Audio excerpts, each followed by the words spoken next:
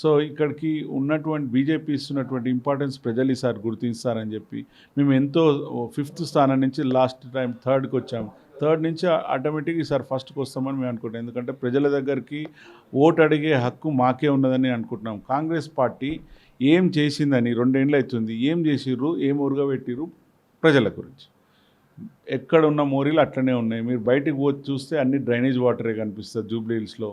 పేరుకు Jubilee hills కానీ ఇక్కడ ఎవరు కూడా వచ్చి పట్టించుకునేటోడు ఉండరు. ఎక్కడున్న హై టెన్షన్ వైర్లు అట్లనే ఉన్నాయి. రెగ్యులరైజేషన్ చేస్తా అన్నారు చాలా వరకు ఇల్లు. ఎక్కడ చేసిండ్రు? నువ్వు చెప్పుకుంటూ పోతే ఇక్కడ ఏమి చేసింది లేదు. అలానే లాస్ట్ బీఆర్ఎస్ గవర్నమెంట్లో కూడా 10 ఏళ్ళు ఉన్నారు. వాళ్ళు ఏం చేసిండ్రు? ఓట్ల గురించి ఓన్లీ మైనార్టీ ఓట్ల మీద డిపెండ్ అయ్యేసి ఆయన పేరు అసదుద్దీన్ ఓవైసీ ఆయన దగ్గరికి పోయి ఆయన మన్నెలను మొప్పించుకొని ఆయనతో ఓట్లు వేయించుకొని చూడాలని చూస్తున్నారు. కానీ ఇక్కడ ప్రజల గురించి ఆలోచించింది మాత్రం ఏ ఒక్క ప్రభుత్వం చేయలేదు. భారతీయ జనతా పార్టీ వస్తే మేము ఫైట్ చేస్తాం, వాళ్ళ గురించి ప్రజల గురించి ఫైట్ చేస్తామని తెలియజేసుకుంటున్నాం. లాస్ట్ అండ్ ఫైనల్ ఓవైసీ అది మైనారిటీల ఓట్లు కూడా మీకు వద్దు అని చెప్పేసి చెప్తున్న పరిస్థితి. At the same time Jubilee హిల్స్లో కూడా బీసీలు ఎక్కువ ఉన్న పరిస్థితి. అయితే ఇప్పుడు బీసీల అంశం కూడా ఒకటి తెరపైకి వచ్చింది. ఈరోజు తెలంగాణ వ్యాప్తంగా కూడా బంద్ ప్రకటించారు బీసీలు. సో ఇవి జరుగుతున్న క్రమంలో మీరు ఎట్లా ముందుకు వెళ్ళబోతున్నారు సార్? 100% భారతీయ జనతా పార్టీ బీసీల గురించే ఫైట్ చేస్తున్నది. అందుకే ప్రైమ్ మినిస్టర్ కూడా బీసీనే. భారతీయ జనతా పార్టీకి చెందినటువంటి మోడీ గారు ఒక బీసీ ఉన్నతమైన దేశంలోనే ఉన్నతమైన స్థానంలో కూర్చోబెట్టింది భారతీయ జనతా పార్టీ. వాళ్ళకి చిత్తశుద్ధి ఉంటే ఇక్కడ ఒక సీఎం పోస్ట్ ఇవ్వండి బీసీకి.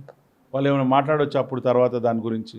అంతేగాని ఉత్తనే బురద జల్లటానికి భారతీయ జనతా పార్టీ సపోర్ట్ చేస్తలేదని చెప్పేసి అనడానికి ఏమాత్రం ఆస్కారం లేదు. వారు నిజమైన చిత్తశుద్ధి ఉంటే 42%లో ఆ 10% తీసేమండి మైనార్టీస్ని. వాళ్ళు ఉత్తగానే ఓట్ల గురించి ఈ అంత నాటకాలు కానీ, బట్ జనరల్గా మాత్రం భారతీయ జనతా పార్టీ ఎప్పటికైనా సరే బీసీల గురించి ఫైట్ చేస్తుంది. లాస్ట్ ఎలక్షన్లో సీఎం క్యాండిడేట్ని అనౌన్స్ చేసింది కూడా బీసీలకు ఇస్తాము ఒకవేళ సత్తాలోకి వస్తే అని చెప్పింది కూడా భారతీయ జనతా పార్టీ. సో ఇప్పుడు మీకు పోటీగా కాంగ్రెస్ ఆర్ బీఆర్ఎస్ ఏం చెప్తారు? మాకున్నంత వరకు ఇప్పుడున్నంత వరకు అయితే కొంచెం బీఆర్ఎస్ లాగా కనిపిస్తున్నది. బట్ స్టిల్ వాళ్ళని కూడా మేము ఓవర్కమ్ చేసేసి ఎట్లా గెలిచేది మాత్రం భారతీయ జనతా పార్టీ అని ప్రతి ఒక్క బస్తీలకు మేము అడిగితే వాళ్ళే చెప్తారు.